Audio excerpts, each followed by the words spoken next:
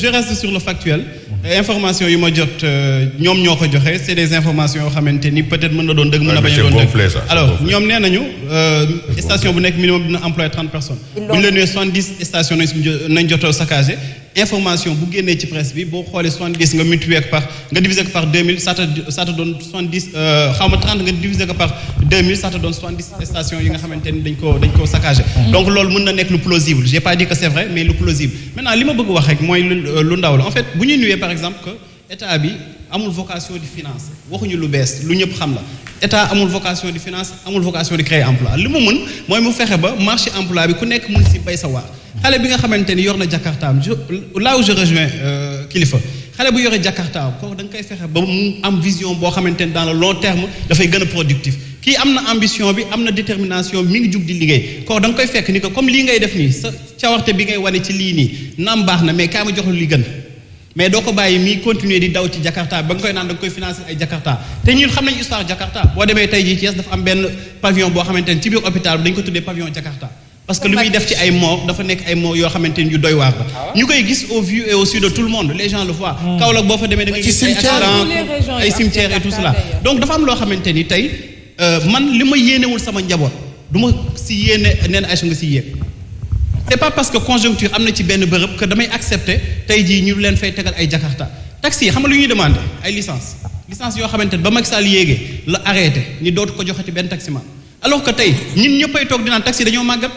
taximan yi bëgg nañu renouveler seen parc mais mënuñu am licence bi parce que Macky Sall nee na day arrêté licence yi donc ñooñu boo leen joxee licence nga ubbi licence yi dina am benn jakartaman wala ñetti jakartaman yu constitué un GIE ni kii bu xëyee tey kii gond suba kii def leneen ak leneen donc loolu nañuy xaar état du Sénégal mu accompagner ndaw yi accompagner seen volonté mais pas mi xalaat répression wala di demee ci ay affaire de ñi dañuy xëpp suuf wala dañuy kii ñun li ñuy wax depuis des années ñi ngi koy wax président Macky Sall daf ñu conforté 2020 ba muy def discours am bi nga xamante ne defoon na ko le 3 avril dafa ni dinañ fexe ba revoir l'ordre des priorités waxuñu leneen lu dul fexe ba xaalis bi nga xamante ne mooy xaalisu askan bi dem ci askan bi ba ëllëg dinañ mën a équiper ay hôpitaux équipement boo xamante ne dinañ am sax ay alarme incendie ba bu court-circuit amee dootul rayati ay 4 enfants parce que tey jii xale yooyu dee foofu noonu bu état bi liggéeyoon loolu duñ ko waxtaanee bu état bi liggéeyoon tey jii nee na Aïcha duñ leen di Kolda toog na xaw ma ñaata année mënuñu am gynécologue ñu indi leen benn gynécologue pour plus de 200 femmes yoo xamante ni dañ nekk âge de production donc dafa nekk ay mbir yoo xamante ni booy toog di ko waxtaanee sax da ngay naan mais attends ban dëkk nañu nekk te loolu nekkul ay cas isolé boo demee ci yenn régions yi nee nañ la am na benn femme boo xamante ni dafay ni sage femme la mais clinique bu ñu nekk xaw ma kii structure sanitaire bu ñu nekk amuñu ndox sax bu ñu rax soo bu ñuy dimbalee jigéen bi mu matu ba pare donc c'est des choses yu ñuy dund au quotidien nga dem Kër Massar bii amul ndox nga dem Yëmbal problème courant problème ndox bu demee ba première dame Marième Faye Sall dugg ci banlieue bi di tabax ay douche yow est-ce que war nga jël ay autant de milliards di ko def ci ay TER est-ce que war nga jël ay centaines de millions di ko def ci ay blindé yoo xamante ni anti-émeute la lacrymogène la ak jël ay policiers dem yóbbu leen fee ni leen bu fa xale yi taal pneu xale yi xëy ñu di taal pneu par loisir bu ñu taalee pneu rek c'est parce que président Macky Sall moo leen ni moom du gis ay morceaux yu xonq du gis ay brassards yu rouge. En plus ils ne sont pas pyromanes. mais Kolda ma tegal la ci lenn Kolda c'est important sur l'emploi toujours des jeunes dans toute la région de Kolda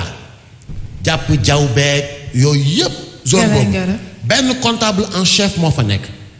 foo xamante ni au moins waroon na am 30 comptables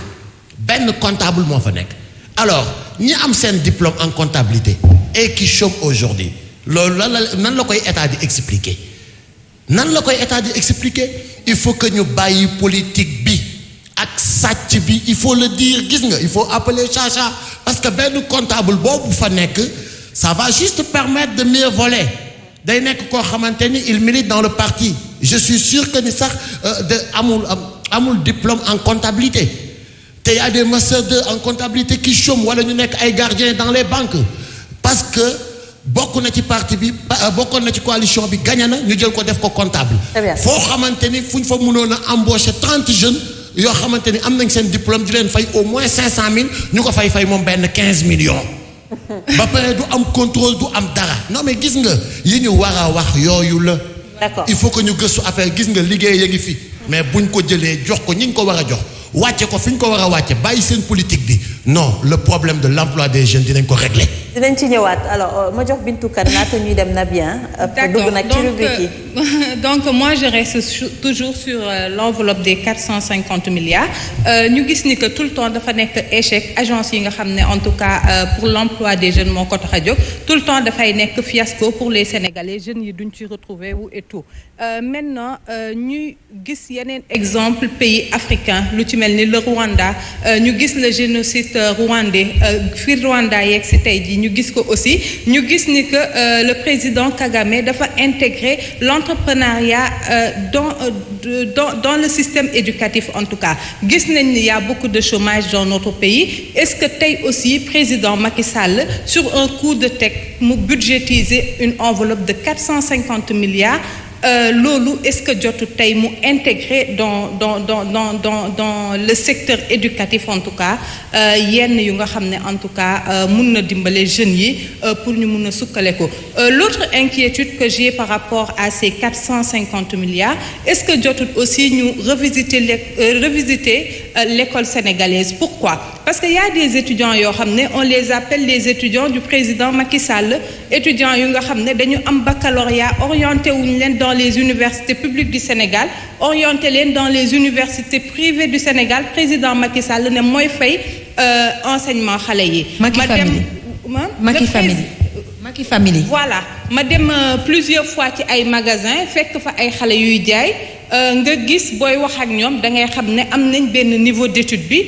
lan moo tax ñu toog foofu parce que dañ leen fayal premier semestre fayaluñ leen deuxième semestre est-ce que une enveloppe de cette énormité jotul woon déjà ñu régler yeneen béyaba avant vraiment de régler cette enveloppe bi nga xam ne octroyé nañ ko les jeunes te jeunes yi d'habitude duñ ciy gis seen bopp. C'est pour président hein. Président question. waaw mais balaa ma lay tontu man Matar la. non Matar moom. tey kay Pape Matar yéen ñaar ñëpp. tey Père Baba du la may dara. yéen ñaar ñëpp. mais yéen ñaar ay pyroman ngeen ay pyroman ngeen. dañ maa yedd ci plateau bi yedd ma ba damaa rus ñëw toog nii. toog yaru sëgg bi. yàgg nañ la yedd nag. non vraiment daal. Père bu ma yëngal laa. non yëngalu wala mais dama ne yéen ñaar surtout yéen ñaar ay pyroman ngeen yéen ay ngeen taal seen ko ngeen. là yéen je crois yéen tax sax ñuy jënd les lacrymogènes là. parce que en fait xam nga sànq nee nga tu parles de Total. gis nga station bi nekk sama wet fii Shell bi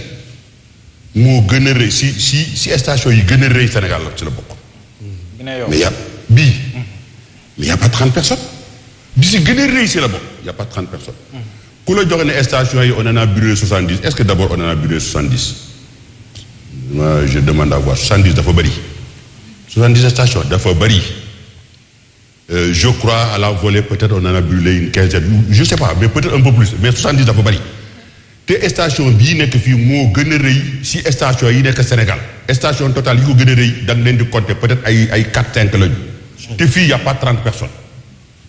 waaye mais ñooñu seen 30 personnes fan lañu ko jëlee ba multiplier ko par 70 nga peut génne chiffre 2000 non dafay yomb xam nga tu vas dans la presse comme ça et tout ça bon et puis nga joxe ay chiffres faramineux comme ça machin parce que lii yëpp quand je dis encore une fois il faut que ñuy dal y a eu une situation y a eu un problème il faut pas rajouter au problème li Auchan subir ça c'est dommage que si on peut en parler li Auchan subir dégâts yi Auchan subir mais Auchan daxul nit ñi fa amoon CDI la ñu arrêté c'est normal yow yaa ngi ci benn magasin di fa jàng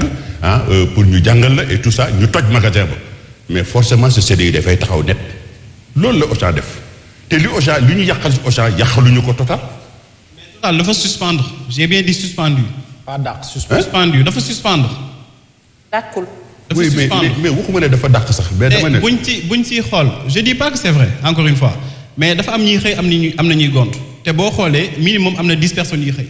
donc mën nañu gëm ni am nañ 20 personnes boo xoolee aussi dañuy amaale seen espace boo xamante ne dañuy jaayaale ci biir. boutique bi day amaale yooyu noonu je dis pas que c'est vrai ñoom seen responsable yi wax loolu les 70 stations moom responsable syndicaliste yi moo ko wax Cheikh Diop. mi ngi ko wax ci colonne Soleil. ci benn interview bu mu doon je suis pas d'accord avec lui je suis pas d'accord avec nee naa leen fii Shell bi moo si Shell station yi gën a rëy la bokk te y a pas et am na boutique am na lépp ci biir mais je veux dire encore une fois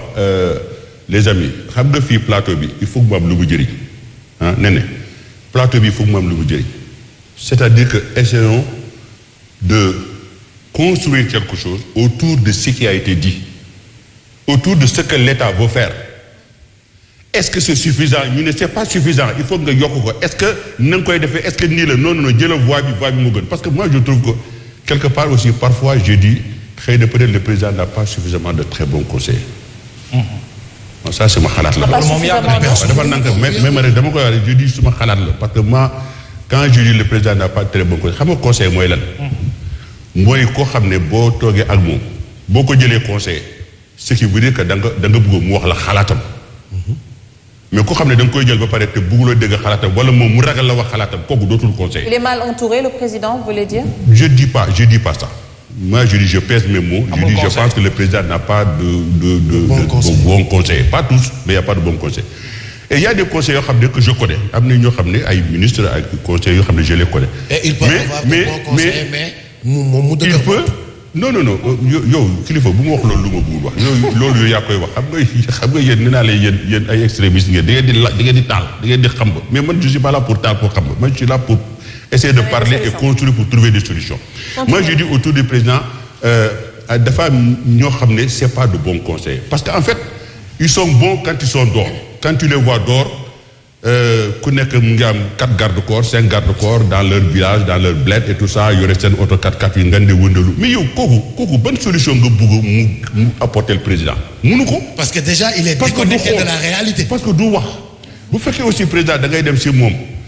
parce que c'est le président c'est vrai le président de la République tu lui dois du respect c'est-à-dire que président mën na la wax lii nga ne ko mais président yaakaar naa ne boo defee lii bii mooy gën. Mais si le président insiste sur ça, bu boobaa maintenant c'est le président eh bien da nga koy bàyyi ci wax parce que président kenn du ko weddi c'est comme ça c'est le principe. mu def ba jox leen benn exemple tout le monde se rappelle de la fondation Solidarité Partage Elisabeth Diouf man ci conseil yi laa bokkoon madame Elisabeth Diouf ci fondation bi laa bokkoon ci conseil yi laa bokkoon. mu defar benn logo boobu mu ngi doon préparé kii bi mu defar benn logo boo xam ne ñaari jigéen ñu mel ni mband ñu lonkote loxo et tout ça alors donc elle pense que loolu boo sודה mën na ko mais madame ça ce n'est pas explicite les gens ne comprendraient pas moi je te propose autre chose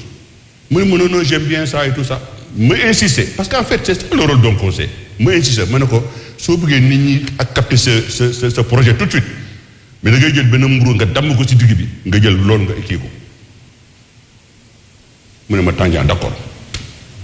mu jël loolu la def si plaquette am le premier numéro plaquette bi man maa ko imprimé loolu lañ ci def mburu bu ñu damm mais si angle bi ñu seen benn kii vous vous rappelez de ça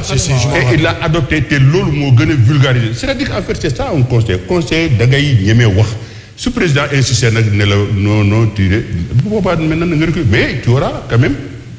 jouer ton rôle nga waxu ko mais bu fekkee président bu waxee rek nga ne pour na rek dem sa baaraam ba ko toog jàpp njàmbur comme talibé wala boo paree boo duggee doo wax boo génnee nga dem si sa bled foofu sa dëkk foofu sa yore sa 4x4 ak sa 5 garde ko kenn mënu la jege mais à quoi ça sert. C'est sûr alors dinañ ñëwaat ci invité yi.